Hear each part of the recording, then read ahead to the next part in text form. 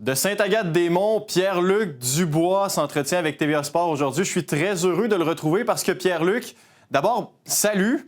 Et deuxièmement, je veux y arriver rapidement parce que c'est une très belle initiative de ta fondation. Ça. Plusieurs jeunes hockeyeurs vont bénéficier d'une aide financière et ultimement, ça va leur permettre un accès plus facile au hockey, n'est-ce pas? Tu veux-tu nous en parler un petit peu? Oui, premièrement, bonjour.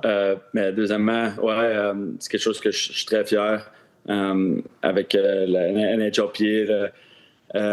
C'est un très beau cadeau de leur part à notre fondation, de pouvoir vraiment.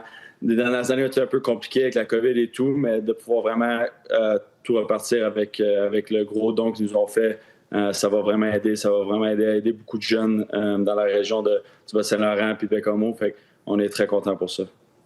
Parce qu'ultimement, le hockey devrait être un sport accessible à tous. Par contre, pour des raisons financières, des fois, il y a de bons, de moins bons, des joueurs average aussi. Mais ultimement, c'est pas important. Ça, ce sont des joueurs de hockey qui veulent que jouer, que faire du sport, qui peuvent pas y participer. Alors pour toi, c'est important de permettre à tous ces petits-enfants-là de fouler la patinoire, n'est-ce pas? Oui. Je pense au Québec, au Canada, mais au Québec aussi, la passion pour le hockey dans toutes les écoles, dans toutes les classes, dans tous les groupes d'amis. J'ai été très chanceux avec mon père qui a coaché. J'ai pu jouer au hockey, avoir l'équipement et tout, mais c'est pas tout le monde qui a cette chance-là. Fait que je pense avec la fondation qu'on peut s'aider qu'on peut s'aider les jeunes à jouer, que ça soit organisé, que ça soit sur les patinoires extérieurs. Comme moi, j'ai passé des très beaux moments dans mon enfance.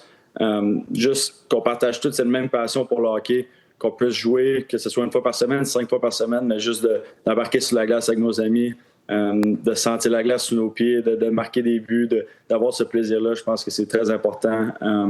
Et je pense que c'est pour ça que c'est très important pour moi, cette fondation-là.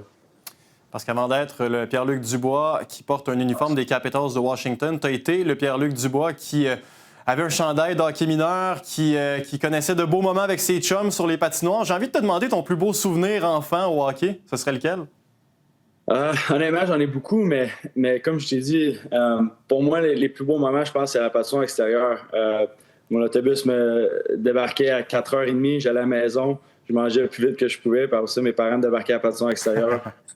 J'étais là de 5h30 à 8h30 le soir avec mes amis. Des fois, on était 5, des fois, on était 20. Tu mets les bâtons dans le milieu, tu les lances des deux côtés, ça fait les deux équipes, puis tu joues jusqu'à temps que les lumières ferment. Fait que pour moi, ça, c'est vraiment les plus beaux souvenirs de mon enfance de le hockey. Comme je dis, c'était pas organisé, c'était pas des parties qu'on comptait le score, c'était juste pour vraiment la passion du hockey. Parce que fondamentalement, ça demeure ça, le hockey, un jeu pour avoir du plaisir. Et du plaisir, vous en avez eu chez les Capitals la saison dernière. Pierre-Luc, une saison qui va passer à l'histoire. D'abord, Alexander Ovechkin, on sait ce qu'il a fait, mais j'ai envie de te demander ton retour d'abord sur le plan collectif chez les Capitals. Comment tu as aimé cette saison-là, puis comment tu entrevois la prochaine aussi? Oui, on a eu une très bonne saison, je pense, du début à la fin. Je pense que c'est vraiment ça qui est plus difficile dans le national, c'est la constance, mais ça, c'est quelque chose qu'on a super bien fait l'année passée. Des très bonnes saisons individuellement de certains joueurs, mais le collectif de l'équipe, que ce soit les gardiens, les défenseurs, les attaquants, je pense que c'est vraiment ça qui a fait notre force l'année passée, qui devrait faire notre force encore cette saison. Il y a des choses on a pas mal la même équipe, fait que ça va aider pour ça, mais il y a des jeunes qui vont rentrer, qui vont avoir des plus gros rôles, des Henrik Slapierre, des Ryan Leonard, des gars comme ça. Mais on devrait avoir encore beaucoup de plaisir cette saison.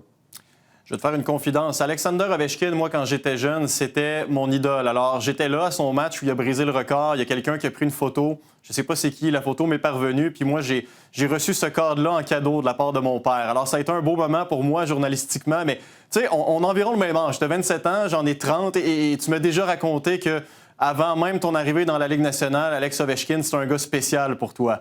J'ai envie de te demander comment tu as vécu cette quête-là de Ovi la saison dernière. Puis si tu avais peut-être ton anecdote préférée concernant justement la façon dont il est arrivé à briser finalement cette marque-là. Oui, mais jouer avec Ovi, c'est spécial. Jouer contre Ovi, c'est spécial, mais jouer avec, de le voir tous les jours, de le côtoyer à toutes les pratiques, dans l'autobus, dans les avions, toutes ces choses-là, c'est quelque chose de très spécial. Des joueurs comme ça, c'est comme tu sais, c'est un ou deux par génération. C'est pas des des meilleurs joueurs de leur génération. C'est des légendes qui jouent encore au hockey en ce moment. C'est un coéquipier, mais c'est d'une autre dimension. Fait de pouvoir jouer avec lui, c'est quelque chose d'assez spécial. Super gentil, il est toujours là pour ses coéquipiers. Va signer n'importe quoi pour t'aider, pour que ce soit des fondations, peu importe. Je commence à avoir une collection de lui chez nous. Mais ouais, Ovi, c'est quelque chose c'est quelqu'un de souriant tous les jours. Ça fait 20 ans, 21 saisons cette saison. Toujours le sourire, que ce soit un mardi après un back-to-back, ça ne dérange pas, c'est un sourire d'en face. C'est quelqu'un de spécial, mais je pense qu'il y a beaucoup d'anecdotes. Je pourrais écrire un livre déjà sur les histoires que j'ai avec, mais moi, ce que je trouve drôle, le plus drôle dans tout ça, c'est qu'après qu'il ait marqué le but, sa célébration, comme le plongeon, c'était pas ça qu'il voulait faire du tout, c'est qu'il est tombé. Mais tout le monde pense, mais c'est vrai, même dans les photos, dans la vidéo, on dirait que c'est un plongeon pour célébrer le but, mais il a tombé. C'est pas ça qu'il voulait faire du tout, mais quand il s'est relevé, on était tous déjà dessus. Fait qu'il n'a pas pu célébrer comme il voulait, mais on va voir cette saison. C'est le premier à marquer 900 buts cette saison. Fait que peut-être qu'il va y avoir une autre grosse célébration pour nous. Incroyable. Puis, tu sais, tout le monde y a cru parce que ça aurait été son genre de juste plonger sur la patinoire, tu sais, façon un peu flamboyante. C'est quand même Alex Ovechkin, tu te rappelles, quand il avait fait mine d'avoir un bâton en feu. Moi, quand il a plongé, je me suis dit, tout était prévu, tout était écrit, les coéquipiers le savaient. C'était écœurant. Très bon. Écoute, j'ai envie de parler de toi un peu, Pierre-Luc, parce qu'il faut quand même pas passer sous le silence que tu as eu ta meilleure saison sur le plan statistique la saison passée. Comment t'expliques ça? Puis, tu sais, les attentes, ça a comme deux tranchants. Tu produis, donc maintenant, les attentes sont plus élevées parce que les gens sont au courant que tu peux faire ça. Comment t'entrevois la prochaine saison? Ouais, j'ai très hâte. Mon arrivée ici l'année passée avec le coaching staff, après ça avec les joueurs, ça a été super bien. J'ai joué avec d'excellents joueurs, des Ovechkin, des Tom Wilson, Connor McMichael, Protas, des gars comme ça. Ça l'aide toujours, surtout pour un joueur de centre, mais pour cette saison, c'est un peu la même chose. Je vais continuer à développer un peu plus de responsabilité. J'ai eu beaucoup de responsabilités défensives l'année passée. Je pense que ça a bien été, mais je peux faire encore mieux cette saison. Fait que c'est un peu la même chose, juste de continuer à évoluer en tant que joueur, en tant que coéquipier. Mais ouais, j'ai très, très hâte. Est-ce que tu dirais que le fait d'avoir eu des hauts et des bas avant d'arriver à 27 ans, souvent on espère que les joueurs repêchés tôt soient des produits finis. Il y a des attentes en partant. OK, on l'a repêché 3e au total. C'est supposé être une vedette. J'ai envie de dire oui, mais selon qui? C'est quand même un message pas pire que tu envoies à 27 ans de dire, regardez, vous m'avez donné une opportunité, vous m'avez donné le temps et voici ce que je peux faire. Est-ce que tu penses que ça peut calmer les ardeurs j'ai envie de dire certaines personnes concernant les jeunes joueurs? Est-ce que tu trouves les gens un peu trop durs des fois envers les jeunes? Ouais, très, très, très dur des fois. C'est pas facile la Ligue nationale. C'est pas une ligue qui est facile. De partir de junior à la Ligue nationale, c'est un gros saut. De partir de Ligue américaine de junior à la Ligue américaine, c'est un autre saut. Et Ligue américaine à la Ligue nationale, des fois, ça prend des années. Ça peut être des opportunités qu'on n'a pas. J'ai joué dans plusieurs équipes pour différents coachs que des fois, l'opportunité dans une équipe est différente que l'autre. Donc, les résultats sont un peu différents.